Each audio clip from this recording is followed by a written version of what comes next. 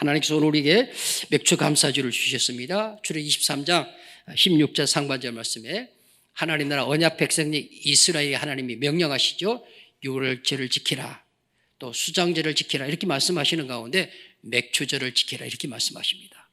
성경 말씀 기록된 대로 맥주절은 네가 밭에서 뿌린 것에서 첫 열매를 거두어 그 열매로 하나님 앞에 감사의 제사를 드리는 절기가 맥주절입니다. 오늘 우리 첨단 과학시대를 정보시대를 살아가는데 우리는 논농사 밭농사 지내다 가는데 무슨 맥주 감사절입니까? 그렇게 생각할 수 있을지도 모릅니다.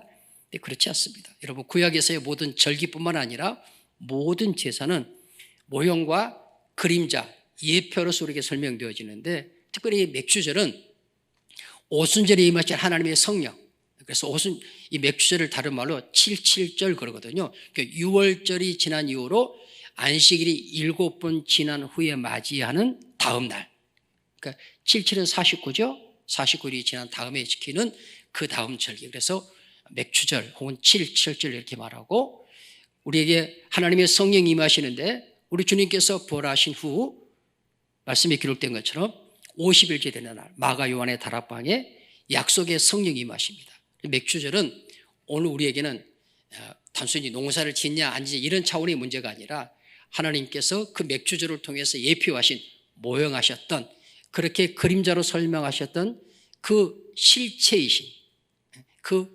본체이신 하나님의 성령이 우리 가운데 오셨다. 우리 주님 말씀하셨잖아요. 내가 너희에게 성령을 보내겠다라고 말씀하셨고 그 성령이 너희에게 임하시면 너희가 권능을 받아 예루살렘과 유대와 사마리아 땅끝까지 이르러 내 증인이 되라 이렇게 말씀하십니다.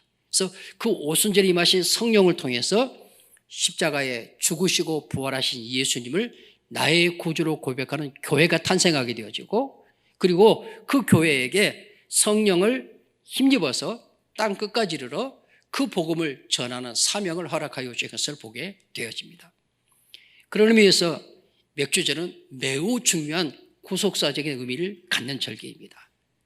오늘 우리 하나님 앞에 맥주 감사를 지키면서 먹을 것, 입을 것, 마신 것을 주신 것을 인하여서도 감사하되 그러나 무엇보다도 우리에게 성령님을 진리의 성령님을 보내주신 것을 인하여 하나님 앞에 감사할 수 있게 되시기를 주님 여러분을 간절히 축원합니다. 성경은 말씀합니다.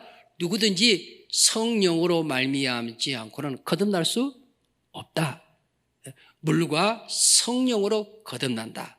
성령은 그 복음으로 우리를 낳은 하나님의 영입니다. 뿐만 아니라 그 성령님은 우리와 늘 동행하시는 분이십니다. 우리를 떠나지 아니하십니다. 이 세상뿐만 아니라 영원한 하나님 나라에 이르기까지 우리와 동행하시는 분이 진리의 성령님인 것 믿으시면 아멘. 우리가 예수님 믿고 이 땅에서 성령의 인도함을 따르는 삶을 살아갈 때 형통한 길, 평안한 길로 만들지만 원체는 어려운 일을, 힘든 일들, 고난의 일들 이런 일들을 만날 수 있습니다.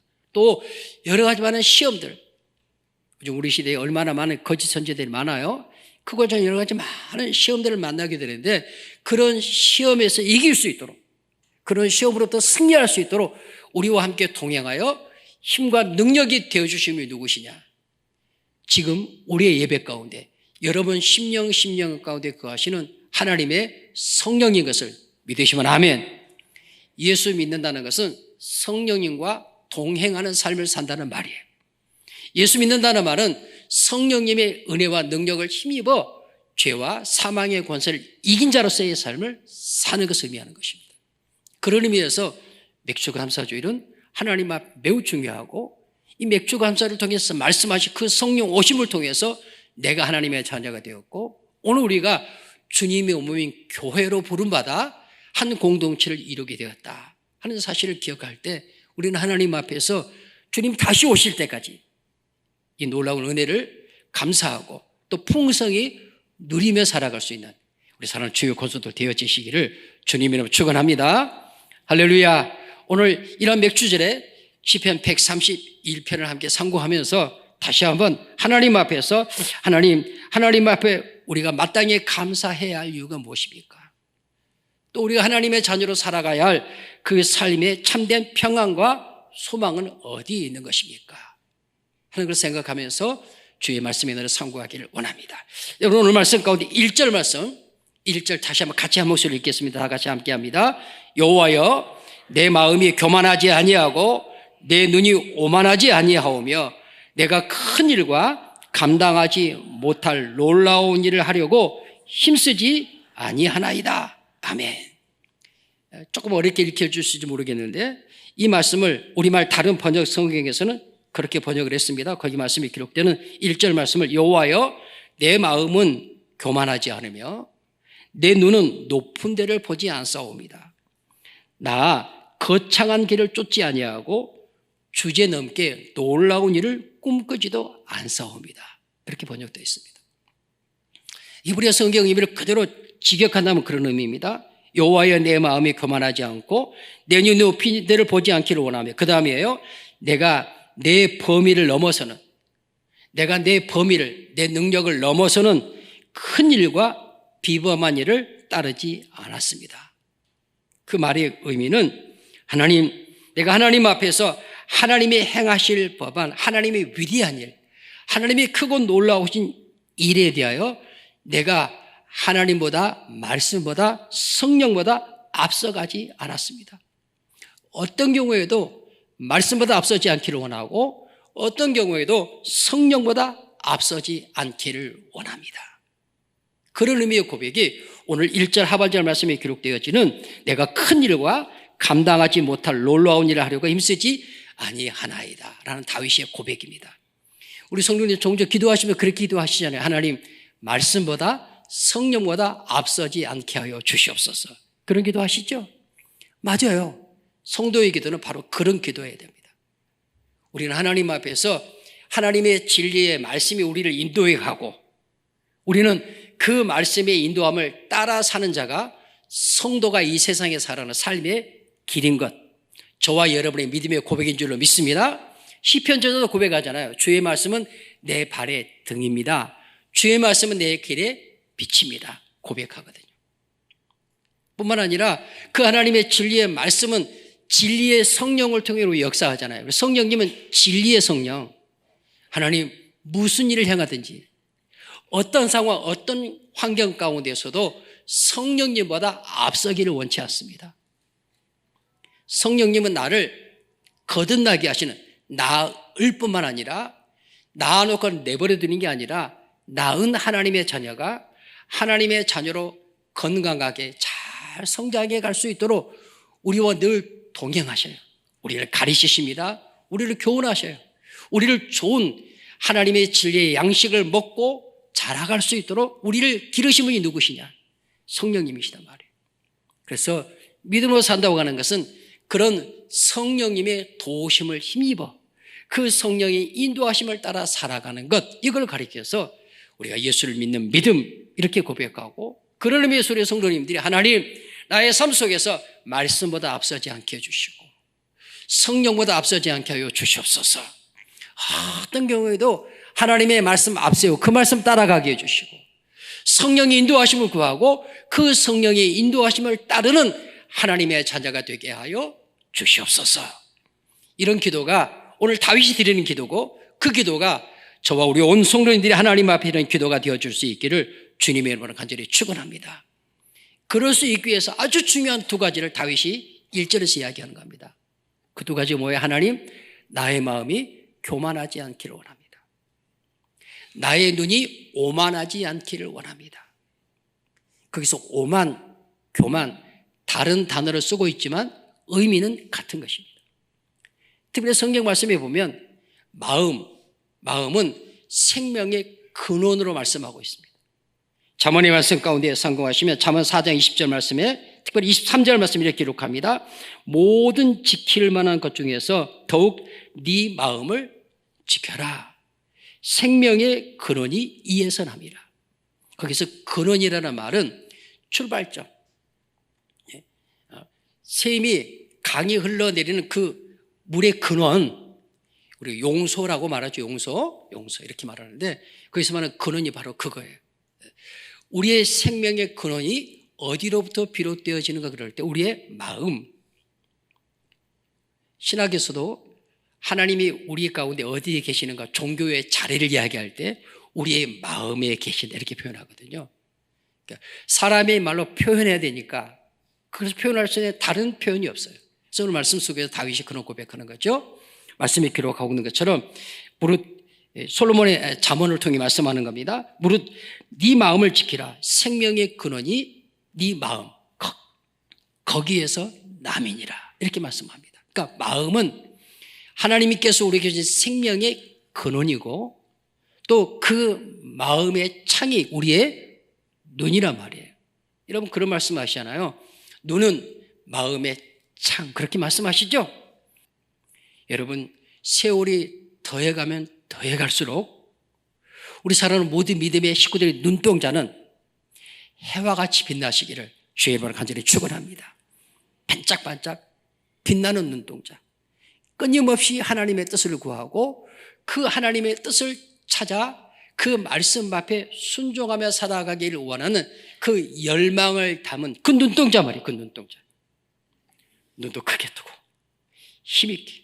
할렐루야. 옆에 있는 눈동자를 한번 보시겠습니까? 아마 1분만 바라보시고 쉽지 않을 거예요. 할렐루야. 그 눈이 정말 하나님 앞에 빛난 눈동자가 되고 성령님으로 인해 기쁨이 넘치는 가득한 그런 눈동자가 되어지는 그런 은혜를 힘있게 되시기를 주님의 이름으로 간절히 축원합니다. 그래서 솔로몬이 그 잠언의 말씀을 통해 말씀하는 거예요. 마음에서 생명이 솟아나고 생명이 그 마음으로부터 출발되어지고 그리고 그 마음이 담겨 드러나는 것이 무엇이냐? 눈 이렇게 말씀하는 거예요. 사실 다윗이 오늘 말씀 속에서 나는 내 마음이 교만하지 않기를 원합니다. 내 눈동자가 오만하지 않기를 원합니다 라고 말하는 것은 그의 지난 인생의 삶 속에 쓰리슬 아픔이 있었어요.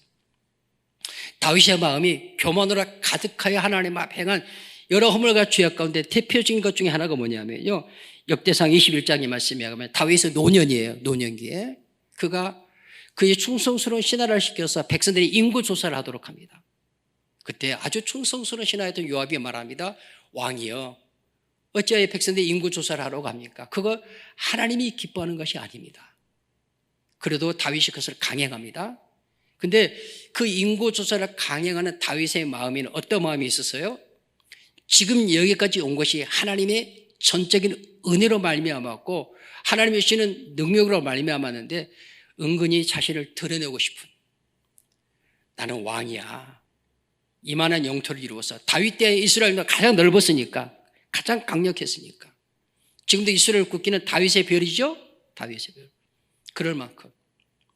그래서 자기의 어떠함을 스스로뿐만 아니라 백성들 가운데 또 열방 있는 모든 나라를 가운데 자랑하고 싶은 그 마음, 그게 뭐예요? 교만한 마음이 일어난 거예요. 하나님은 그 교만의 마음을 아시는 분이 되돌아보셨어요. 그 마음의 교만 때문에 이스라엘 백성이 심판을 받는 내용이 말씀 가운데 기록되어지는데 역대상 21장 14절 말씀에 가면 하나님께서 이스라엘 백성에게 전염병의 심판을 내리시죠. 그 전염병의 심판으로 인해서 백성 중 죽은 자가 7만 명이더라 그렇게 말씀이 기록합니다. 마음이 교만하여져서 하나님 앞에 왕이었던 다윗의 행한 것 때문에 백성이 전염병으로 7만 명이 죽었다니까요. 다윗의 눈이 오만했던 때가 있었어요. 오만했던 때. 언제였습니까? 그가 왕이 되어서 왕궁의 옥상 위를 거닐다가 전쟁터에 나가서 다윗을 위해서 이스라엘 위해서 목숨 바쳐 싸우고 있는 우리아의 아내 밧세바를 본 거예요. 내가 왕인데 저 여자 데려오너라. 자기 눈에 보기에 아름답고 고우니까 그가 자기를 위해 목숨을 걸고 전쟁터에 싸우고 있는 충성스러운 신하의 아내임에도 불구하고 그를 취합니다. 그의 눈이 오만한 거예요. 하나님이 선지자 나단을 보내어서 어찌하여 너의 눈이 그렇게 오만하냐 라고 책망할 때 다윗이 하나님 앞에 눈물을 콸콸 쏟아냅니다. 침상이 적도록. 어쩌면 시편 131편 말씀에서 다윗은 그런 이전에 자기의 마음이 교만했던 때, 자기의 눈이 오만했던 때를 기억하면서 주님, 이제는 내가 더 이상 하나님께서 하신 그 하나님의 말씀보다 성령님보다 앞서가지 않기를 원하고 나의 마음이 결코 교만하지 않기를 원합니다. 나의 눈이 결코 높지 않기를 원합니다 하는 고백을 오늘 말씀 앞에 내어놓고 있는 것입니다. 여러분, 에레미야 선지자의 말씀에 의지하면 만물보다 거짓되고 부패한 것이 사람의 마음이라고 했습니다. 거기서 부패한이라는 그 말씀의 의미는요, 치료가 불가능한 그런 의미예요. 저도 생각해 보시고 여러분 생각해 보시기 바랍니다. 내가 교만하지 말아야지, 거짓된 마음을 품지 말아야지, 비교하고 경쟁하며 다투지 말아야지 하는 것을 수없이 마음을 다잡아도 어때요? 또다시 무너져 내리는 그런 마음은 어느새 사라지고 내가 너보다 부족한 게 뭐가 있어? 나의 눈높이로 사실 나도 별 볼 일 없으면서 대단한 사람인 것처럼 다른 사람을 내 눈 아래에 두고 보려고 하는 오만한 눈을 갖게 되는 것, 여러분 아니신가요? 저는 저 스스로의 모습을 말씀 앞에 살핍니다. 하나님 앞에서 교만하지 아니하고 오만하지 않기를 원하지만 우리의 마음이 우리 힘과 우리의 의지만으로 결코 그렇게 뜻대로되지 않는다는 것. 그래서 에레미야 선지자가 말한 거예요. 만물보다 거짓되고 부패한 것, 거의 치료가 불가능한 것이 사람의 마음이다. 여러분, 그 사람의 마음을 치료하시는 분은 우리의 어떤 의지나 세상의 어떤 지식이나 세상의 어떤 철학이 아니라 우리의 마음을 지으신, 성경이 말씀하거든요. 사람의 마음을 지으신 이가 여호와 하나님이라는 사실을 분명히 말씀하고 계시고 그 사람의 마음을 감찰, 살피시는 이가 여호와 하나님이라고 말씀하시거든요. 우리의 마음을 지으신 하나님께서 우리의 마음을 만져주시고 고쳐주셔야 우리는 비로소 하나님 앞에서 겸손한 그리고 오만하지 아니한 눈으로 하나님의 생명에 연결된 자로, 하나님의 생명이 우리의 마음으로부터 비롯되어지니까 나의 눈이 하나님께만 나의 시선을 고정하는 그런 하나님의 자녀의 삶을 살아갈 수 있게 되는 줄로 믿습니다. 다윗은 고백하는 거예요. 하나님, 이제는 나의 마음이 하나님께로만 향하기를 원합니다. 나의 눈동자가 하나님께로만 향하기를 원합니다. 어떤 경우에도 말씀보다 성령보다 앞서지 않겠습니다. 이 고백이 이 하나님의 말씀을 받는 저와 여러분의 고백이 될 수 있으시기를 주님 여러분을 간절히 축원합니다. 성경 말씀합니다. 교만은 패망의 선봉이요 거만한 마음은 넘어짐의 앞잡이다. 잠언 18장 12절 말씀입니다. 사람의 마음의 교만은 멸망의 선봉. 시편 118편 27절 말씀에서도 주께서 곤고한 백성을 구원하시고 교만한 눈, 오만한 눈은 낮추시리로다. 사랑 믿음의 식구들, 다윗은 1절 말씀을 통해서 주님, 나의 마음이 교만으로, 나의 눈이 오만으로 가득하기를 원치 않습니다.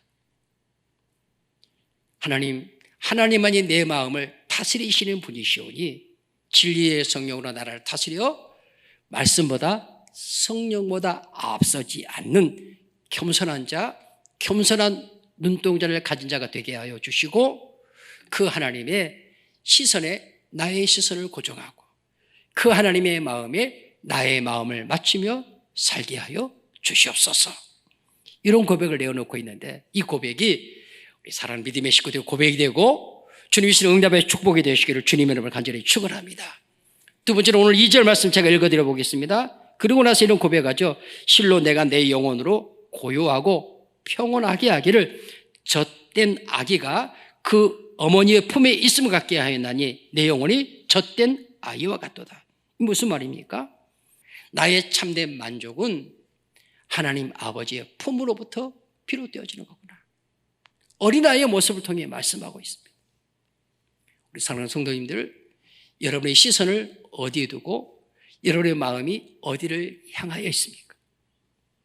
하나님의 자녀들은 그 눈이 하나님의 품을, 그 마음이 젖된 아이가 엄마의 품을 그리워하듯 그 품에 안기기를 간절히 원하듯 하나님의 품에 안기기를 기뻐하고 즐거워하며 소망하는 삶을 사는 자이어야 하고, 그런 은혜와 복을 받아 누리는 우리 믿음의 식구들이 되어주시기를 주님의 이름으로 간절히 축원합니다.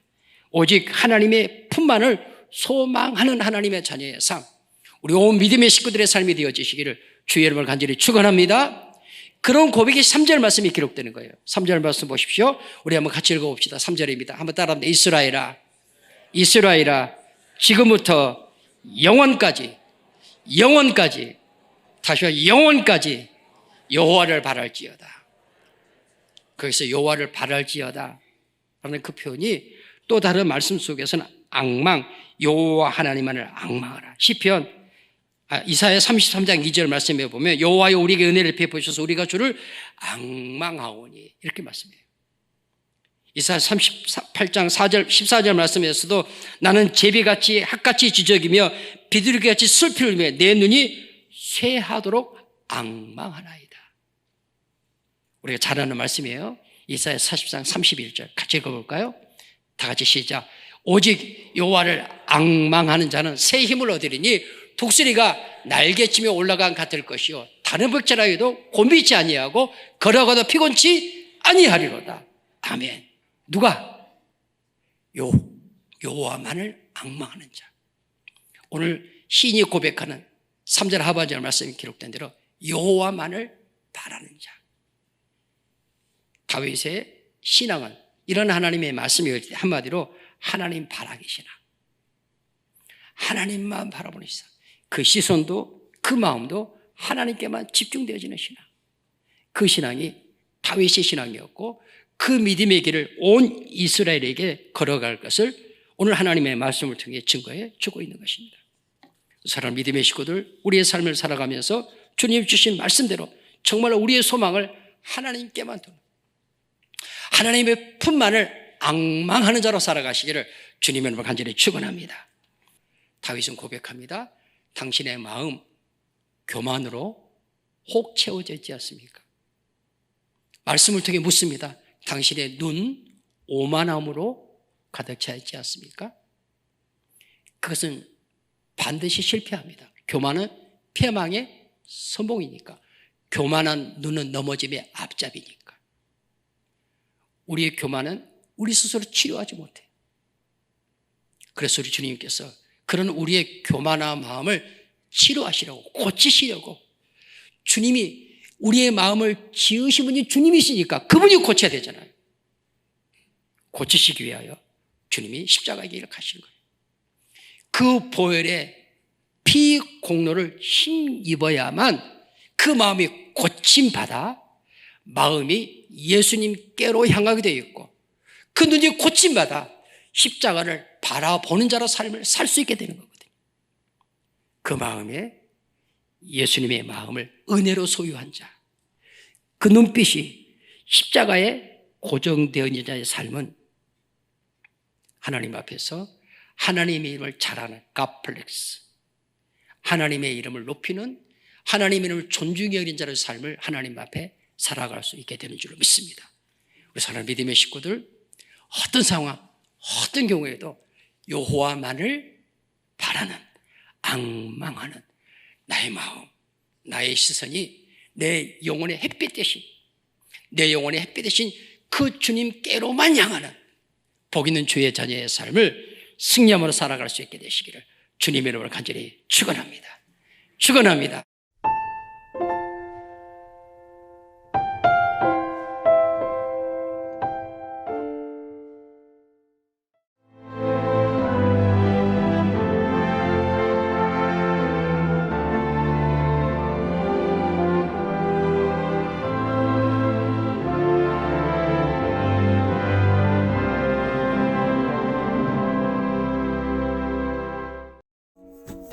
엄마의 손맛이 그리울 때 찾게 되는 건강한 고향의 맛, 해남 미소는 내 가족이 먹는다는 생각에 농민들의 미소가 번지고 모두가 해남을 맛봤으면 하는 생각에 해남은 정성을 다합니다.